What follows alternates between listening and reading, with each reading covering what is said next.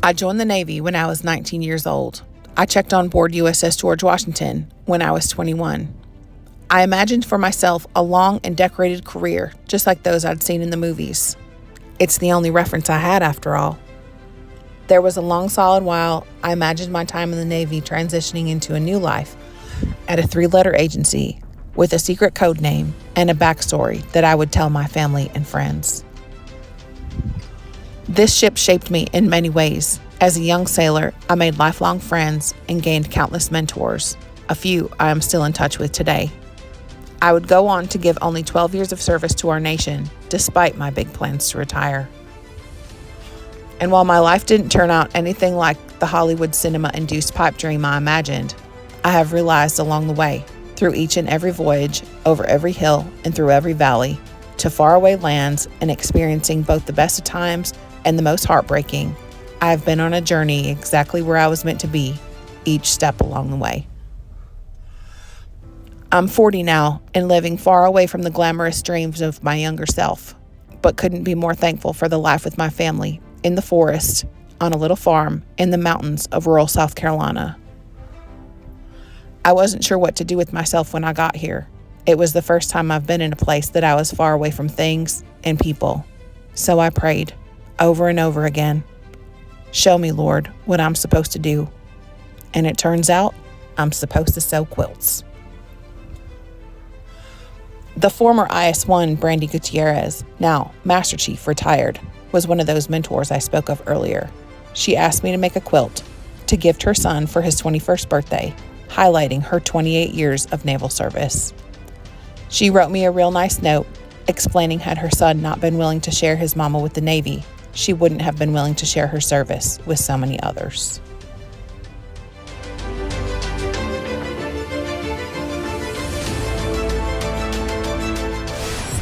Brandi mailed me her t-shirts, uniforms, and components, and I placed each item in front of me to take a look at all the things I could include in order to honor her service and her son. You'll see brightly colored notes pinned to the t-shirts and uniforms. This is how I keep track of dimensions and ideas. Before receiving these items, I already had some ideas for the quilt. I wanted to include collar devices, medals, ribbons, and warfare pins, and anything else that would be a usual uniform component. I took note of dimensions and began to take pictures of everything I wanted to use that I knew I couldn't sew directly to the quilt. Once I had all the photos I needed, I emailed them to myself, imported them into Adobe Illustrator, and began editing in order to order custom fabric. I have learned through trial and error the necessary edits for the best results. I made doubles of each picture just in case I made a mistake.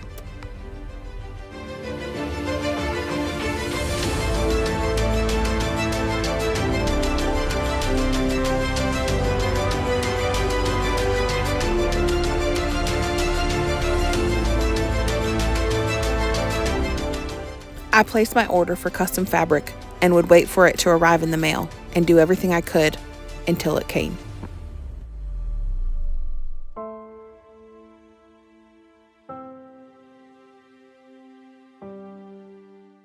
I began deconstructing the t-shirts and taking careful note of the sizes and the emblems on both the front and on the back.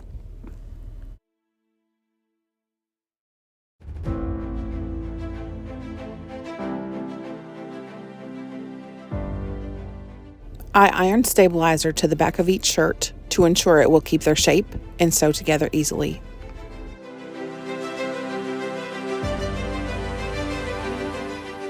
Once all of the clothing was separated, the front from the back, I was able to determine the best size of the blocks and cut them accordingly.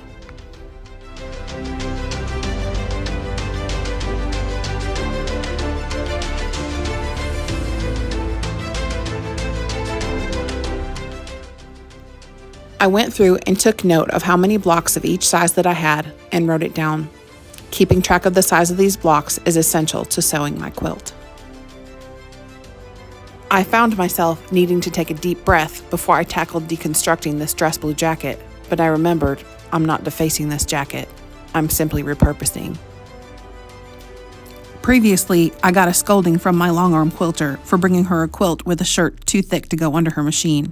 So you will see many times in this video where I have removed every non-essential layer of an otherwise very thick and heavy uniform.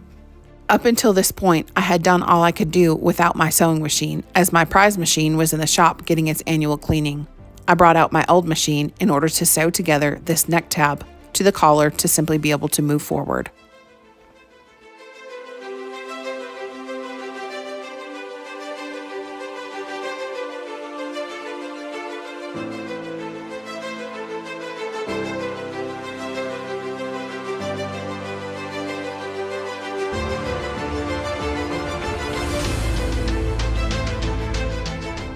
This pant pocket was included in the quilt, but a pocket existed no longer.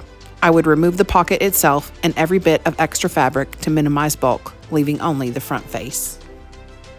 Any portion of a uniform that could be flipped up by a fingernail has been glued or sewn down to ensure the integrity of the quilt, as well as keeping my long armor from banning me. She's the reason I'm able to finish quilts after all.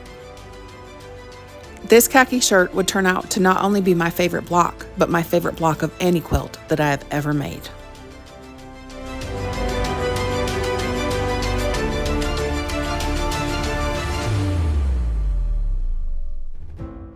I continue to remove buttons and extra layers of material from the uniform, including Velcro and the inside of pocket flaps.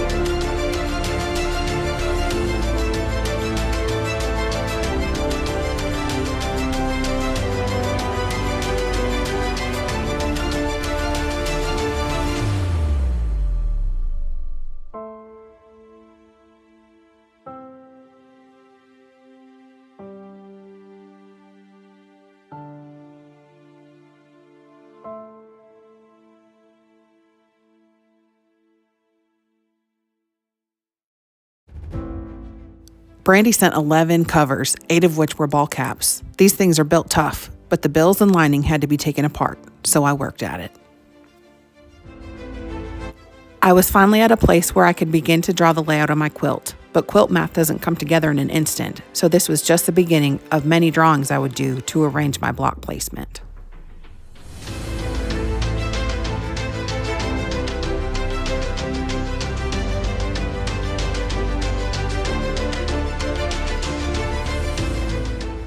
My custom fabric finally arrived in the mail, and when I opened it, I couldn't be more pleased with how it turned out.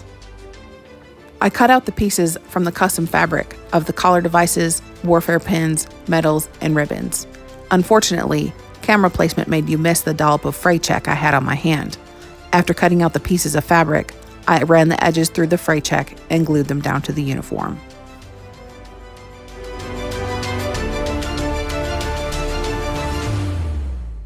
As I moved on, I needed to minimize bulk, so I cut the back of the shoulder boards and glued the turn edge downward so that they would be as thin as possible. I placed a book on top to hold them overnight.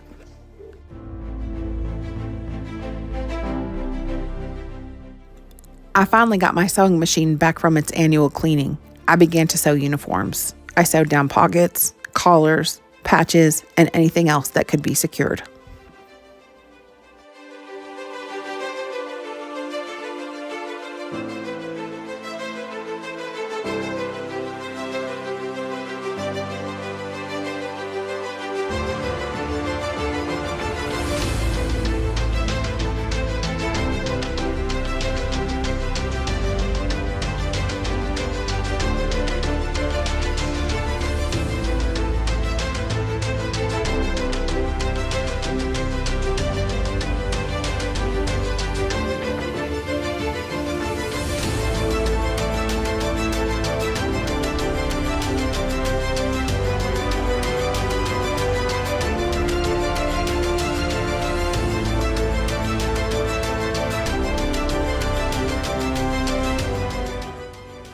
I knew in my mind to keep the colors of the quilt balanced, I would need more khaki. So I used the remaining portion of the khaki shirt to construct backgrounds for other items.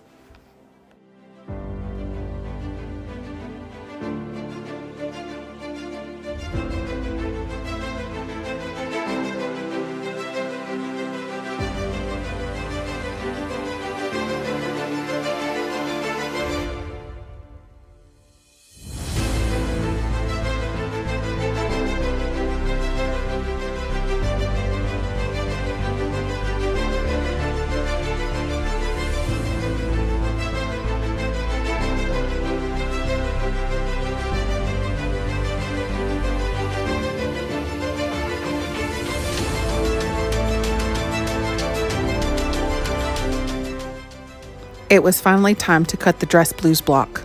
Once I cut the block, I cut away all the material I could to minimize bulk.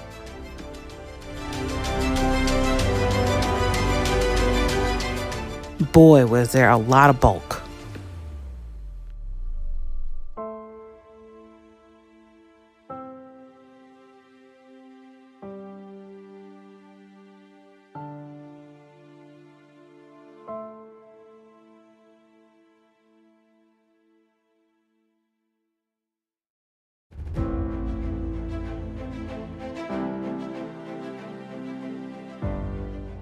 Here I'm back at it, sewing down flappy bits, removing buttons, and sewing down pocket flaps.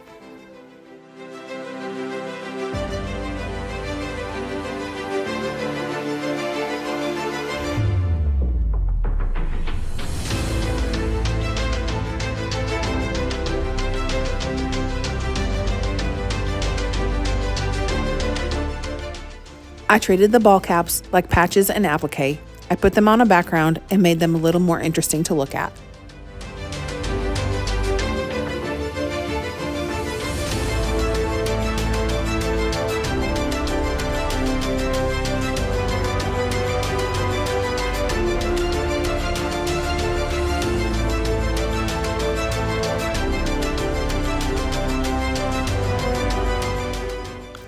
Oftentimes, even other services don't understand how big a deal it is to be selected as a chief in the United States Navy, and to make Master Chief is an honor few earn.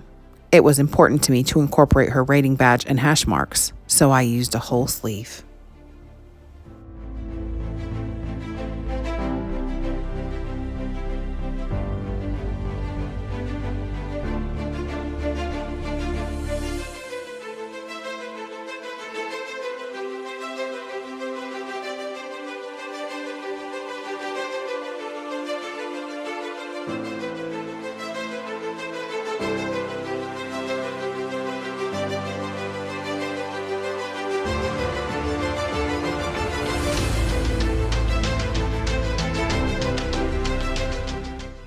I was finally finished sewing everything I could, and it was back to the drawing board for block placement. I would run my first solid numbers with the goal of constructing the smallest possible quilt with the blocks that I have.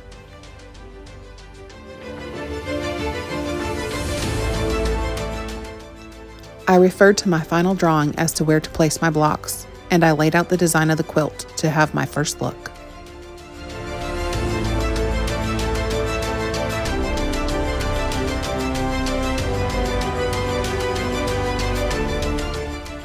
With this style quilt, there are always holes. My goal is to fill them with something substantial every single time. I have learned when to keep pieces behind to use for this instance, so I was back to block construction to fill my anticipated gaps.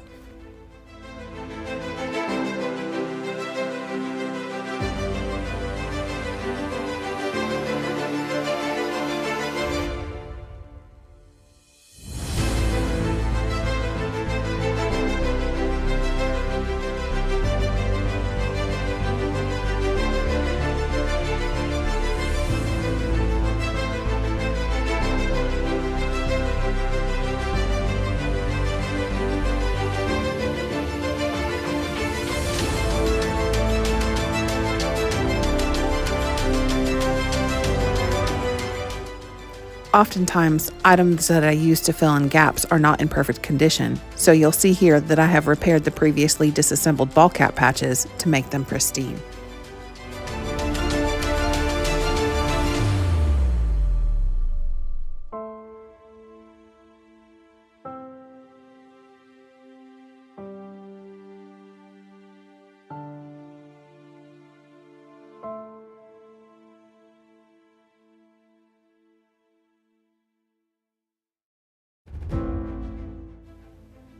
Referring back to color balance, I knew I would need more yellow, so I used more yellow.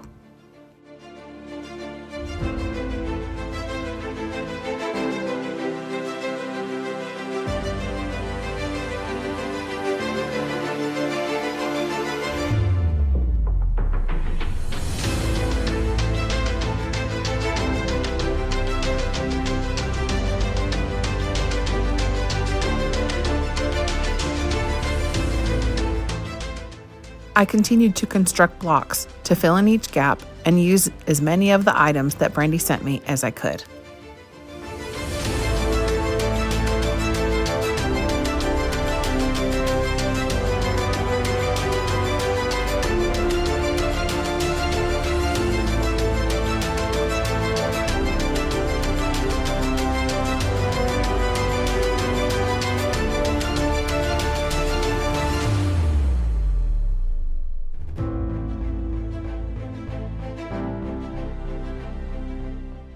Taking a photo of a quilt is an effective way to determine if any blocks need to be replaced. Using this same photo method, I refer to my phone picture, break my quilt into sections, and determine which blocks to sew together and in which order.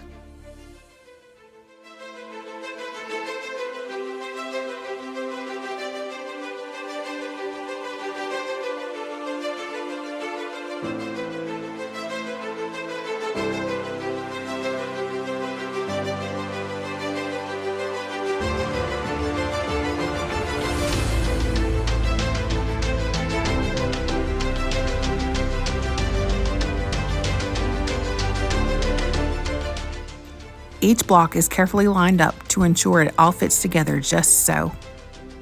Pun intended.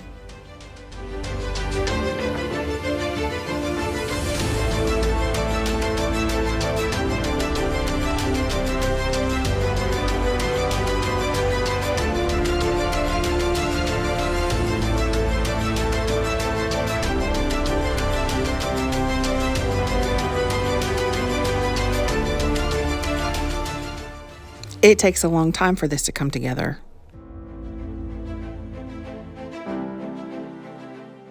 It was time for borders, so I selected fabric and began to iron.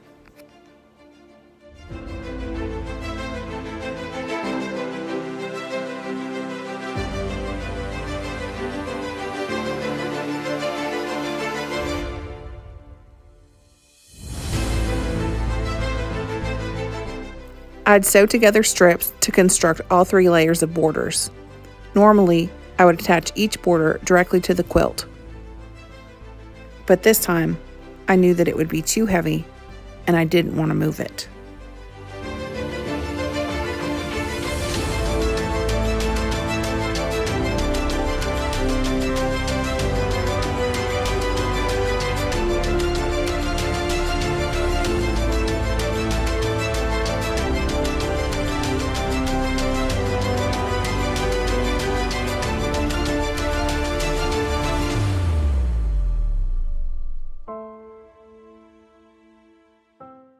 I checked my borders to verify they were an accurate length.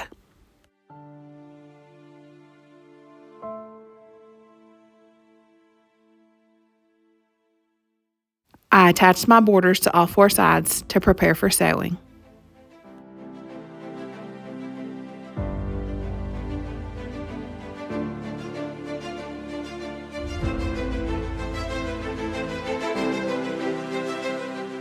I attached the borders to this big and heavy quilt.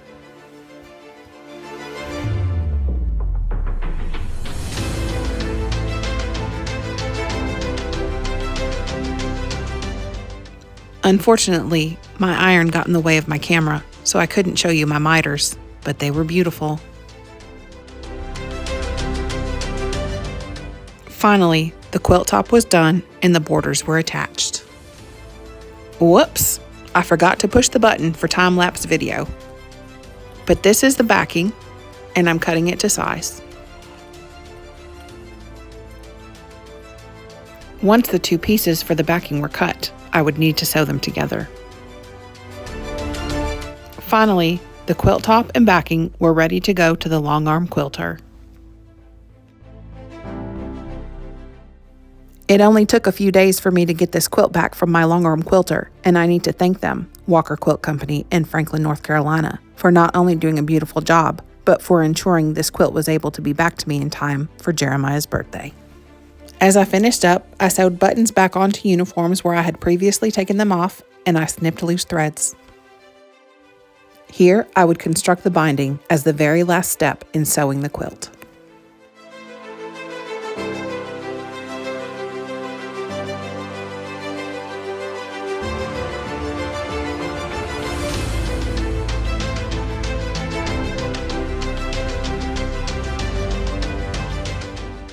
As I prepared for my last step, I removed all of the items from my sewing table because of the size and weight of this quilt.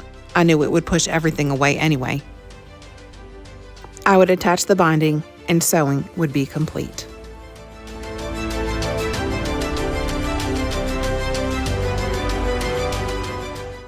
Finally, I would add a custom label and then take pictures of my favorite blocks.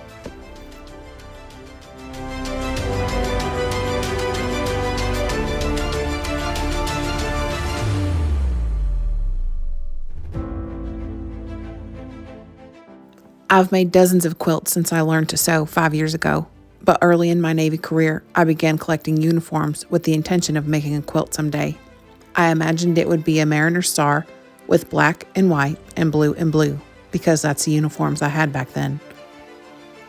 But time moves on, things change, plans change, life changes. My ideas back then looked nothing like they look now, but I'm thankful. I'm thankful for the growth, the creativity, the blessings, and even the hardships. And for the journey, ever-changing, that has brought me to a place to be able to bless others and turn their stuff into treasures.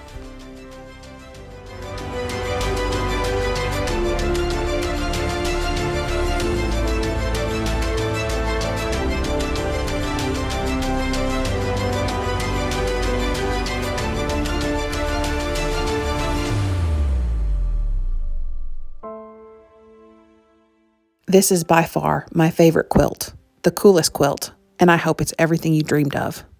For me, it's more than I ever imagined.